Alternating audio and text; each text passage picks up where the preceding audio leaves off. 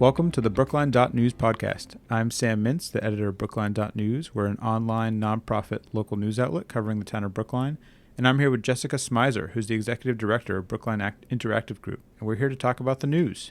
Hi, Sam. Hey, Jessica. Let's talk about the news of the week. Big news was town meeting. And we're going to talk a little bit about the highlights, but of course we can't touch on everything because town meeting was about 4 hours, all 4 nights. So we'll touch on some of the highlights, but of course we'll have to leave some of the stuff off the table. So let's start by talking about the foie gras ban. Yeah, so this was, like you said, one of, I think, 31 articles that were considered over several sessions over several weeks in the way that town meeting goes by its 263 elected members. So one of these proposals that was passed was a ban on selling foie gras in Brookline, this French delicacy made from duck or goose liver.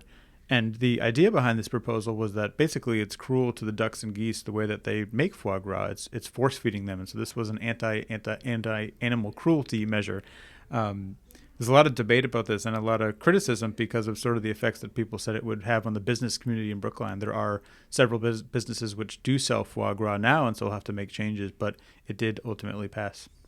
Well, what I thought was interesting about it is, no matter how you feel about foie gras itself and animal cruelty, I hope we're all against animal cruelty. What I found interesting was the procedural questions that came up on how it was brought forward. That debate actually was ended early on it because someone called the question. And, there were many people waiting to speak when the question was called. So there was a lot of learning about the actual procedure of town meeting that went on with this particular debate. Definitely. I always enjoy the little procedural quirks of town meeting. Another interesting point about this was that it was brought by several students at Brookline High School who have been part of these animal cruelty, prevention efforts, who have been part of this statewide coalition. So just an interesting little slice of Brookline. Of course, it wasn't the most substantive or, lofty or, substantial piece of legislation passed this town meeting, but I think it really sort of was someone who wants to know what town meeting is all about. It actually wasn't a bad place to start. Yeah, for sure. I learned a lot about the procedures of town meeting and also, who feels represented at town meeting, which I think is a really interesting point. We talked about the businesses, maybe feeling like it was not something that was in favor of the business community. But of course, as you mentioned, these young people got up, some of whom might not even be able to vote yet, and were able to present something to the town that it ultimately passed, which is kind of an amazing thing for them. Yeah, and just one note on the businesses. We had published a story a few weeks earlier about a restaurant called La Volée. I'm probably butchering the French pronunciation, in Washington Square, which recently closed. And it gave, for our article, I talked to the owner, and he gave me about 6 different reasons why they were closing. But one of them was this proposed ban that is now an actual ban. And he basically said, we sell foie gras certain times of year. It's big business for us. So if it's banned, as it eventually was, it would hurt our bottom line. And of course, they had other things going on around their rent and their lease and other challenges, tariffs, et cetera. But that was one of the reasons he gave. Right, which is, I think, why the president of the Brookline Chamber of Commerce came out against it, not specifically for that restaurant, but just to be business friendly. And so, looking up the bans in the United States, Brookline now joins Chicago and California. And New York actually did have a foie gras ban, which is a very hard thing to say, foie gras ban. But it was actually struck down because it was found to be in violation of state law. So it'll be interesting to see how this all plays out. Yep, Brookline once again, likes to be on the leading edge of environmental, animal rights issues a lot of the time. Well, speaking of that, what other big things came through in town meeting that Brookline was sort of pushing and being on the forefront of passing some interesting laws and also just some things that were just in support of groups who live and work in Brookline? One of the ones that I'm most interested in was this debate about the real estate transfer fee. This would be So this was a home rule petition, once again getting into the sort of wonky procedural details of town meeting. This was basically a request that the state legislature allow Brookline to enact a policy which is currently not allowed under state law. And in this case, that policy was called a real estate transfer fee. Basically, this would be a tax of somewhere between 0.5% and 2% on given to the sellers of real estate sales, both commercial and residential real estate, past a certain threshold. So in this case, the floor that they gave was $1 million.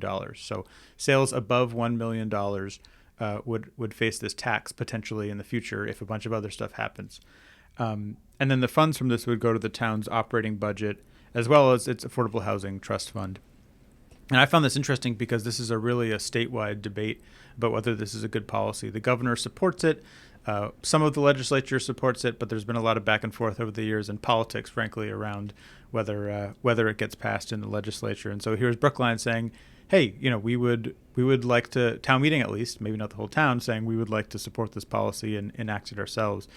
And it would be a big deal. It would be millions of dollars of revenue every year for the town. It would be definitely an added expense for people selling their homes, which is a good or bad thing, depending who you ask. There was some opposition, but it did ultimately pass fairly comfortably. Well, and again, the procedural part of it that we're all learning about, we had a lot of questions about what is a home rule petition. And so just in simple terms, it is a request by a town or city to the legislature to have a state law not apply to them, or for them to be able to work around a state law because of something unique to that community. So that word was thrown around a lot about the home rule, and a lot of people were like, well, what the heck does that mean? It's kind of a strange, archaic phrase that doesn't really say what it is, but that's what they were trying to do, is to have a rule here in Brookline that is not exactly complying with state law. Right, and for some other, we could do a whole episode on home rule petitions. It's a hotly debated topic. Brookline sends a lot of them to the state legislature. Tommy Vitola, who's the state representative who represents the largest chunk of Brookline, is the one who gets tasked with delivering them to the state legislature. He has strong opinions about what Brookline should use them for and what they shouldn't. In this case, he went just right up to the edge of saying, please don't pass this because it doesn't make any sense. And then the town meeting passed it anyways. And now his job as the state representative is to carry that home rule petition to the legislature and deliver it to the appropriate committee. Where it very, very unlikely the legislature will pass this specific home rule petition and say, okay, Brookline, you can do this and no one else. What's more likely is that it adds to the conversation statewide about whether this policy should apply and to whom, basically. Great. So what are the other big highlights from town meeting you want to touch on? Just one other to name was this set of new bylaw changes brought by a resident named Don Oates. They were intended to make it easier for Brookline residents to build disability accommodations as part of their homes, basically streamlining permitting, making it harder for neighbors to block disability accommodations in the sort of like typical zoning process that can often go back and forth for years and years. And this Don Oates, this citizen who's an advocate for disability rights, had also been a parent who underwent her own drawn-out legal process to add accommodations on her own home. Really complicated, I think, messy process over years. And so that was interesting. And it was also interesting because there were various attempts by boards and commissions who weigh in on this stuff to sort of water down these proposals a little bit, to add more public participation, for example, and ultimately town meeting rejected those recommendations and went with the Don Oates' original petition. So interesting stuff. Yeah, so it's felt like town meeting decided that they wanted to streamline the process as much as possible. There was sort of a vote against the bureaucracies that were kind of being added on to the process. Exactly, and I think that's a little unusual. Town meeting often likes to add bureaucracy in a lot of cases, and town meeting also very often, goes with the select board and the advisory committee, these various sort of leadership organizations, committees in Brookline that weigh in on this stuff and give recommendations. It's not that town meeting follows all of their advice, but town meeting a lot of the time does defer to their recommendations and didn't in this case. Mm-hmm. Right. So moving off of town meeting, we have, talking about businesses and local business, we have a new local business that's opening up, Brookline Lunch. And from the name, you would think that Brookline Lunch was already in Brookline, but actually this is going to be the second location of a Cambridge-based wonderfully beloved restaurant that was on Brookline, or is still on Brookline Street in Central Square. And I remember from my time working in Cambridge in Central Square, always a line out the door. People love this place. It's cash only, and yet people line up out the door. And so it's really exciting to look at another outlet of Brookline Lunch coming to Brookline. Yeah, for sure. I've heard great things about the food, which is sort of, Middle Eastern inspired diner food. The family who owns it is a Palestinian family, an older couple, and there are, I think, 7 children. And the owner of the new restaurant is going to be one of those children, Mushour Abu Rubieh, who's the son of the older couple. And it's going in place of the Busy Bee, which is also sort of a iconic Brookline location. So sort of a like for like swap, except that it's got this new spin. And the name connection is so funny. Obviously, when we published our article, I could not resist a sort of pun or joke in the headline. And when I interviewed Mushour, he basically said, we always get the question, why is it called Brookline Lunch if it's not in Brookline? And he said, well, now it will be. So no more confusion, although maybe more confusion, because now there's a Brookline Lunch in Brookline and in Cambridge. So anyways, I think it's going to be a really interesting addition to the town. He said they hope to open in 3 to 4 months, but of course, restaurant owners are always more optimistic. And, if I had to guess, it'll be a little longer, but hopefully it'll be this year. And I personally can't wait to try the food and also, cover how this restaurant fits into the fabric of Brookline's business community. Well, I think that's a really interesting question for sure. It's funny you talk about the name. Maybe in a few years, if they're lucky, people will think that the Brookline Lunch in Brookline was the original Brookline Lunch, and they opened a Brookline Lunch in Cambridge, just because of the name. But one thing to mention is, it is a Palestinian family who runs it, very active in, they often involve themselves in charities. And so like some days people would line up to buy breakfast there because they were giving a portion of the proceeds to relief and aid for Palestinian people. As like these are big topics that come up in Brookline a lot and in Cambridge. So I think it will be interesting to see how this family and this business fits into Brookline, how it's supported, and, maybe it'll start to build some bridges that we haven't built before through food. It's always a good thing for people to sit around a table, I think. Yeah, I can tell you from the responses to our article that there are a lot of people very excited and interested about this new edition. So it'll be interesting to watch. Awesome. That's great. And so the final story we're going to talk about today is another feel-good story about graduation. And just to say from my experience, as you know, Big does cover graduation. And we had our camera crews out there, and we were filming the graduation, and something sort of strange happened that we couldn't quite figure out what was happening, where they decided to do a demonstration of a young man getting his diploma, and then they moved on to other speakers. And I remember one of our camera people just looking at me and saying, why did they do that? And I was like, I don't know. I guess maybe people don't know how to get their diploma anymore. They wanted to show them how to do it. And so when we read your story, we're like, oh, that makes sense. So can you tell us the story?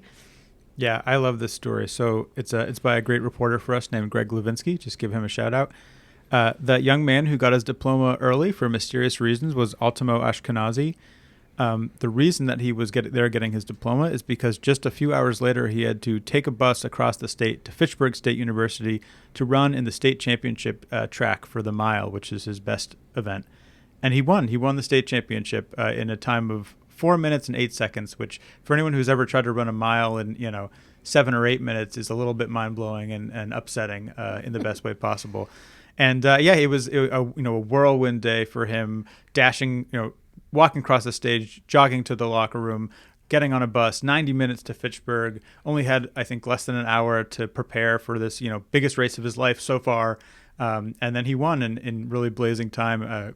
He was losing to an athlete from Natick, I believe, in the last lap, but came back to win in his personal best mile time. So really just an awesome story. His mom, Miriam, who's a former member of the select board, was so excited for him. We talked to her for the story as well. And he's heading to the University of Massachusetts Amherst in the fall, where he's going to run D1 track. So it was really a perfect graduation day story because it was like the crowning achievements academically, athletically, and I really enjoyed telling it. Well, one of the things I liked about the story, one little fact that I thought was really heartwarming, was he wasn't supposed to run that day. It was actually, the race was supposed to happen, I think, the day before. And because, well, as we may remember, it poured, like it pours every weekend. And so the race got moved to Sunday, which was his graduation day. So he thought he was going to be faced with a decision of, like, do I run this race or do I graduate? But they worked it out. And, the school worked it out. Everybody who ran the graduation worked it out.